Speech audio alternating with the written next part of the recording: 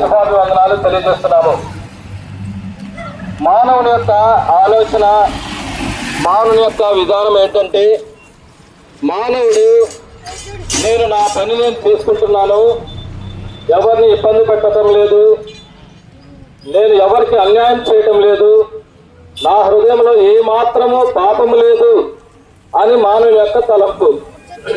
అయితే పరిశుద్ధమైన బైబిల్ గ్రంథం ఏమి తెలియజేస్తుంటే, ఏ భేదమును లేదు, అందరూ పాపము చేసి దేవుడు అనుగ్రహించు మహిమను పొందలేకపోతున్నారు అని దేవుని యొక్క వాక్యము తెలియజేస్తుంది. కాబట్టి మానవుని యొక్క పాపము, మానవ యొక్క హృదయంలో ఉన్న పాపము మనుషుల్ని అపవిత్రునిగా చేస్తుంది.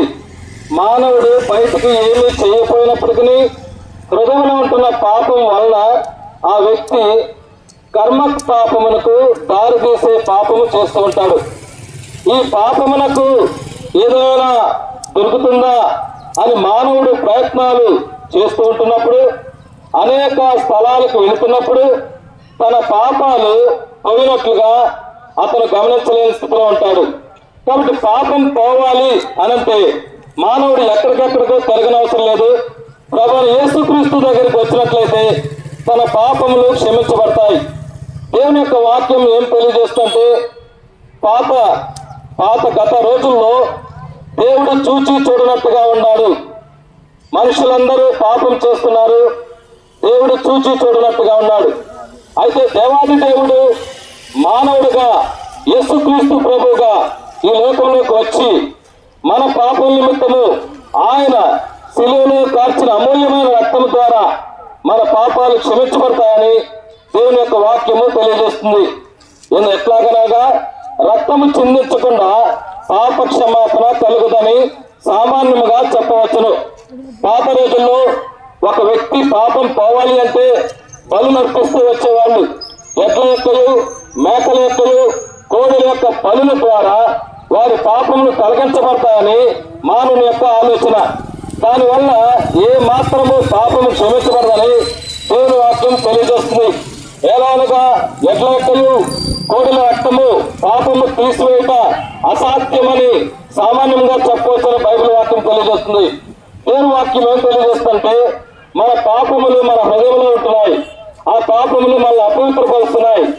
ఎందుకనగా మన హృదయము అన్నిటికంటే మోసకరమైనది, అది ఘోరమైన వ్యాధి కలది, దాన్ని గ్రహించగలిగిన వాడు ఎవరు అని దేవుని యొక్క వాక్యం తెలియజేస్తుంది. మానవుడు తన జీవితాన్ని జీవిస్తున్నాడు, ఈ లోకంలో జరిగిన దాని వరకే ఆలోచిస్తున్నాడు, కానీ చనిపోయిన తర్వాత ఏంటి అనేది ఆలోచించలేకపోతున్నాడు. దేవుని యొక్క వాక్యం ఏం తెలియజేస్తుంటే, మానవుని చనిపోయిన తర్వాత 2 లోకాలు ఉన్నాయి. ఒకటి నరకము, మరి ఒకటి పరలోకము. మానవుడు ఎవరైతే తమ పాపములు ప్రభువైన యేసుక్రీస్తు వద్ద ఒప్పుకుంటారో వారి యొక్క పాపములు క్షమించబడి వారు చనిపోయిన తర్వాత పరలోక రాజ్యం వెళ్తారని దేవుని యొక్క వాక్యం తెలియజేస్తుంది. ఎట్లాగా? యేసు రక్తము ప్రతి పాపము నుండి మనల్ని కడిగి పవిత్రంగా చేయను అనగా, మన పాపములన్నిటినీ మనం ఒప్పుకునే ఎడల ఆయన నమ్మదగిన వాడును నీతిమంతులను కనుక మన పాపములు క్షమించి సమస్త దుర్నీతి నుండి మనల్ని కడిగి పవిత్రంగా చేయను. ఈ యొక్క వాక్యాన్ని ఆధారం చేసుకుని మనం ఏం చెప్పొచ్చు అంటే, మన పాపములు క్షమించబడే దేవుడు, క్షమించే దేవుడు ఎవరు అనంటే ప్రభువైన యేసుక్రీస్తు వారు. ప్రభువైన యేసుక్రీస్తు నందు నీవు కనుక విశ్వాసం ఉంచినట్లయితే నీవు నేను ఇంటి వారిని గొప్ప రక్షణ పొందుతారు. పాపములు చాలా మందికి ఒక సందేహం ఉంటుంది, పాపములు నాలో నుంచి పోయినట్లు నాకు ఏలాగూ తెలియను అని. పాపము యెహోవా యందు భయభక్తులు కలిగినంత పాపమును అసహించుకున్నదే అని దేవుని వాక్యం తెలియజేస్తుంది. నీవు పాపములు ఎప్పుడైతే ఒప్పుకుంటావో, ఏ వ్యసనం నుంచి నువ్వు బయటపడలేకపోతున్నావో అనగా సిగరెట్ తాగటము, మందు తాగటము, వేరే వాళ్ళ మీద క్రోధం చూపించడము, ఇటువంటి వాటన్నిటి నుంచి తప్పించబడాలంటే నీ సొంత ప్రయత్నాల్లో ఏ విధంగా కూడా నీ పాపాలు క్షమించబడవు, ఏ విధంగా కూడా నీవు మార్చుకోలేవు. అయితే యేసు ప్రభు దగ్గర నీ పాపాలు ఒప్పుకున్నట్లయితే నీ పాపాలు క్షమించబడతాయి. గుర్తేంటి? ఆ పాపం అంటే నీకు అసహ్యం వేస్తుంది, ఆ పాపం చేయబుద్ధి కాదు.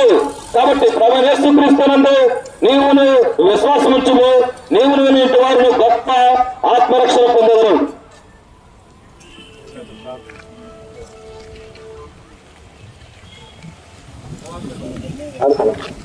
దేవుని పనులు కూర్చోండి. భూమిని రక్షక పరిశుద్ధుల నమ్మకమైన ప్రభువా స్తోత్రాలు అయినా తండ్రి. పెద్దలో చెప్పిన సెంటర్లో చెప్పినటువంటి వాక్య భాగాన్ని బట్టి వందనాలు. అనేక మంది వింటూ వచ్చారు. వారి హృదయాల్లో ఈ వాక్యం పనిచేయనట్లు సహాయం చేయండి. ఈ నామను ప్రార్థన చేస్తున్న ప్రభువా సహాయం చేయండి. కనికరం చూపించమని ముందుకెళ్తున్నగా సహాయపడమని యేసు క్రీస్తు నామములో వేడుకొని ప్రార్థిస్తాను తండ్రి. ఆమేన్.